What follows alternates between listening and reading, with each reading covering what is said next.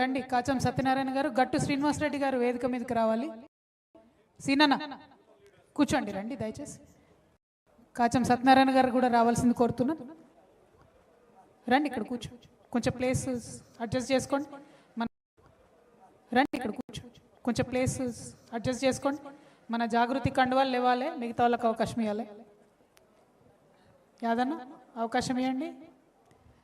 జై తెలంగాణ. అందరికీ నమస్కారం. ఇవాళ ఫిబ్రవరి 12వ తారీఖు నాడు మరి ఒక చరిత్రాత్మకమైనటువంటి ప్రదేశంలో మళ్ళీ ఒకసారి తెలంగాణ ఉద్యమకారులందరినీ కలుసుకోవడం, వారందరితోని సమావేశం ఏర్పాటు చేసుకోవడం నిజంగా నేను ఒక రకంగా సిగ్గుపడుతున్నాను, ఇంకొక రకంగా అందరం కలిసి ముందడుగేస్తున్నందుకు సంతోషపడుతున్నాను.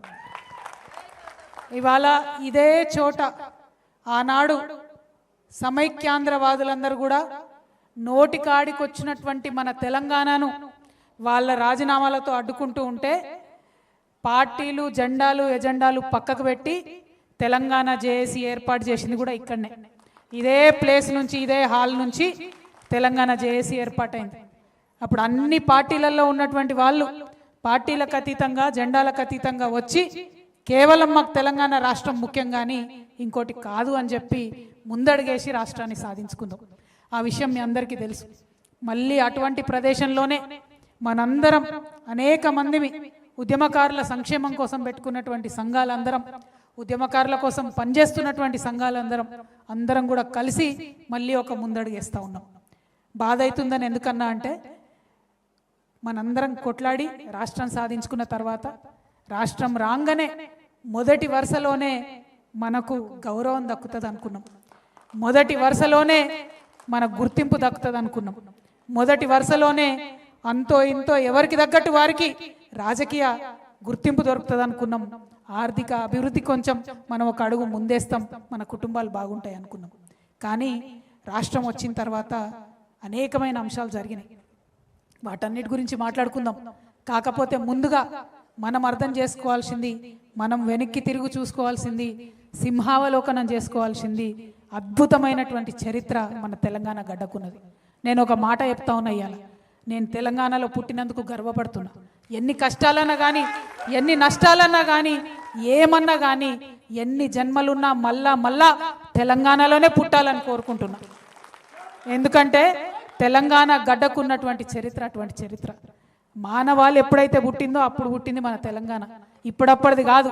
ఆఫ్రికా గురించి చెప్తారు, ఇండస్ వ్యాలీ చెప్తారు, ఏదేదో చెప్తారు, కానీ మన తెలంగాణకు కూడా అంత గొప్ప చరిత్ర ఉంది, అంత పునీతమైన చరిత్ర ఉంది, అంత పురాతనమైన చరిత్ర ఉంది.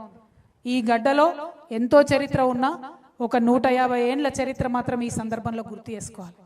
మొట్టమొదటి బ్రిటిష్ వాళ్ళకు వ్యతిరేకంగా పోరాటం చేసినటువంటి గోండు బిడ్డ రామ్జీ గోండుని 1850లో 1860లో దారుణాతి దారుణంగా ఆయనతో పాటు ఆయన ఫాలోవర్స్ అయినటువంటి 1000 మంది ఉద్యమకారులను ఒకటే మర్రి చెట్టుకు ఉరివేసి అత్యంత దారుణంగా బ్రిటిష్ వాళ్ళు చంపారు. ఆ చరిత్ర మరుగున పడిపోయింది. మనం చెప్పుకున్నాం, తవ్వుకున్నాం, తోడుకున్నాం ఉద్యమ సందర్భంలో. ఎట్టి పరిస్థితుల్లో ఆ త్యాగాన్ని మనం మర్చిపోకూడదు.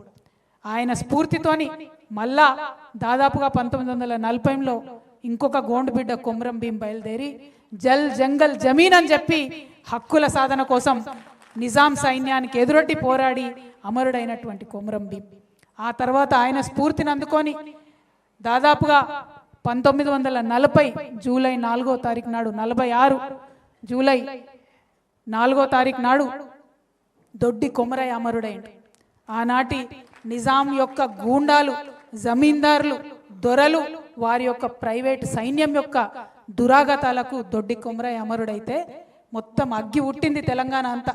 పేద బీద బిక్కి అందరు కూడా బయలుదేరి ఆయుధాలు పట్టుకొని ఇంకా సహించం ఈ దురాగతం, దున్నేవాడిదే భూమి, మా భూమి మాకు కావాలని ఆనాడు 1942లో వాళ్ళందరూ కూడా కొట్లాడితే మనకు స్వతంత్రం వచ్చే కన్నా ముందే, భారతదేశానికి స్వతంత్రం వచ్చే కన్నా ముందే బీద బిక్కికి అందరికి కూడా భూములు వంచుకున్నాం మనం ఇక్కడ తెలంగాణలో.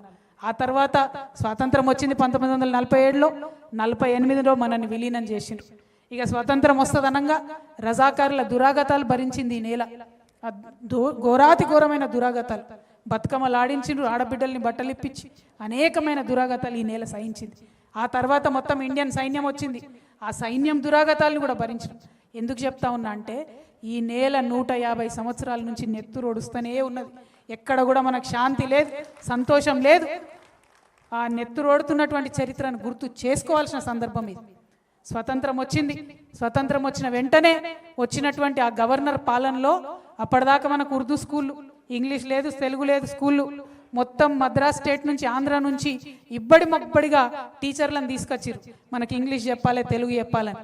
వాళ్ళ లొల్లి భరించలేక 1952లోనే